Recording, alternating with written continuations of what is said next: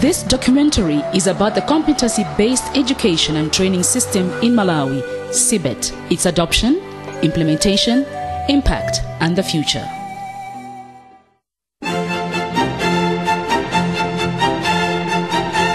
The Malawi government asserts its commitment to human resource development as a critical determinant for the country's future growth to secure better welfare and prosperity. The vision of the government is to transform Malawi from a predominantly importing and consuming nation into a producing and exporting nation, with private sector as the engine of economic growth. To that effect, government has formulated the Malawi Growth and Development Strategy, or MGDS, whose overall objective is to reduce poverty through sustained economic growth and infrastructure development. Furthermore, some experts argue that one of the most strategic ways of achieving the long-term goals of the MGDS is to place more emphasis and investments in human resource development, particularly in technical and vocational education and training, or TEVETA. Such investment would create an adequate and sustainable generation of internationally competitive skilled workforce capable of spearheading the country's production and export-led socio-economic growth. It is against this background and rationale why in 1999, government, through an act of parliament, established what is known today as the Technical, Entrepreneurial and Vocational Education and Training Authority, TEVETA, with the mission to direct sustainable acquisition of internationally competitive and recognizable technical and entrepreneurial and vocational skills by the Malawian workforce. Mr. Yusuf Alide is the Executive Director of TEVETA and gives a brief history of TEVETA. TEVETA started a long time ago with the coming of missionaries.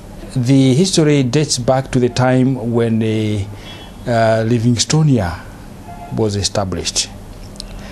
And the missionaries wanted the people to build the mission, and they wanted such people to be trained within the particular mission.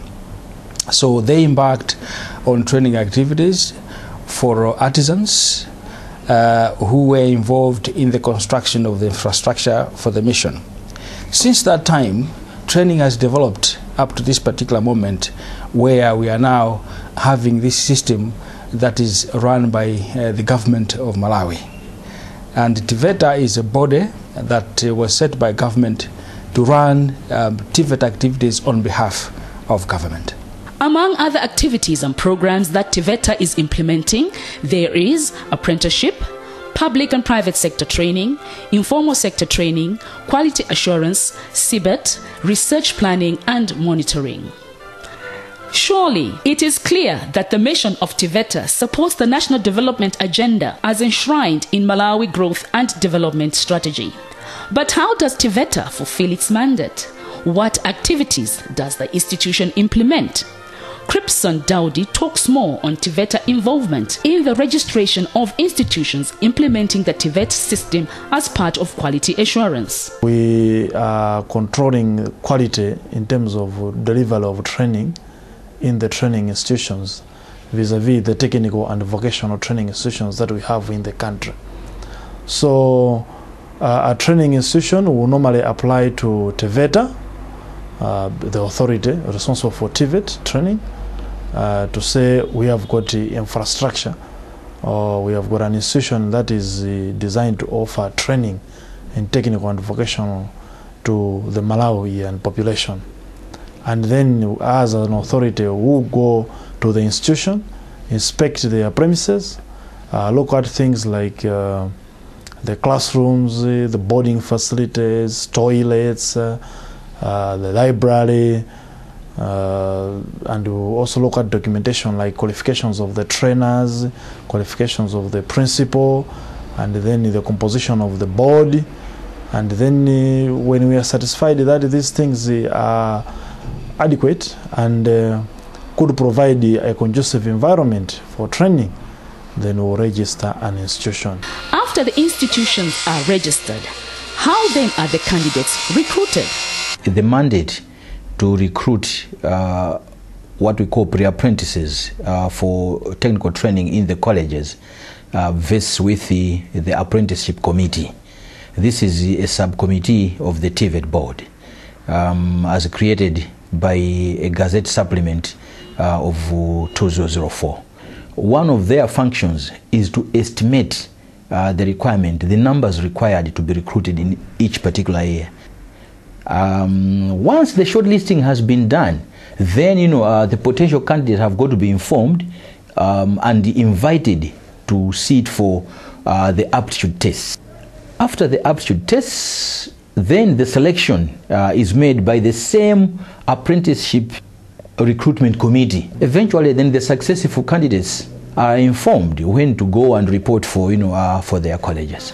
Over the last decade, it has been noted that technical and vocational education and training, or TEVET, systems across the world have been facing daunting challenges. For example, TEVET has been failing to match workers' skills, attitudes and knowledge to labor market demands due to rapid technological advancement, globalization and rapid transformation of occupations. In order to address the challenges, a competency-based education and training methodology, or CBET, was introduced in 2006 as the authorized mode of instruction in all TEVETA accredited private and public technical colleges. Wilson Makulumiza-Nkoma is the Director of Technical Services at TEVETA Secretariat. He explains the key technical elements of this CBET approach. So in a way, when you are talking about CBET, we're talking about competency-based education and training, where the emphasis is that the trainee, upon completion of any training program, should be competent to do whatever job he has been trained to do. When that was decided, we developed the TQF. Then what followed was, what form of approach do we take? Now, following the policy, it was the competency-based. So some people had to be sent to Canada to learn how to develop competency-based education and training materials. When they came back, they trained other people. So currently, we've got a pool of people who would facilitate the development of the curriculum, because our curriculum is derived from standards.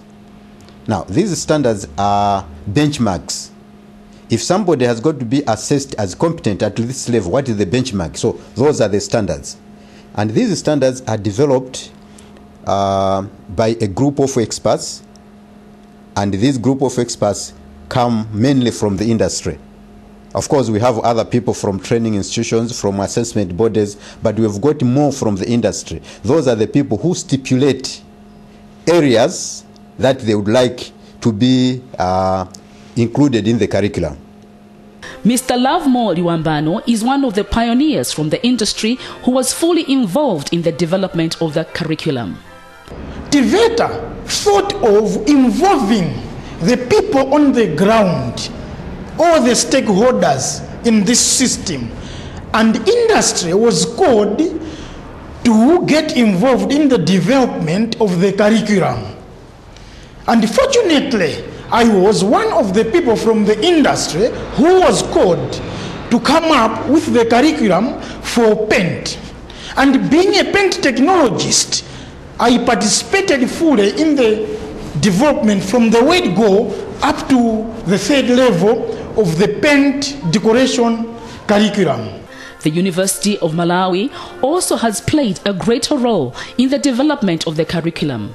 Mr. Rabson Gawi, a lecturer in the Department of Technical Education at the University of Malawi Constituent College, the Polytechnic, explains how a curriculum is developed. The curriculum, or rather the path that somebody follows when they are going through the TEVET training in Malawi, the way the curriculum is developed, it has several tiers.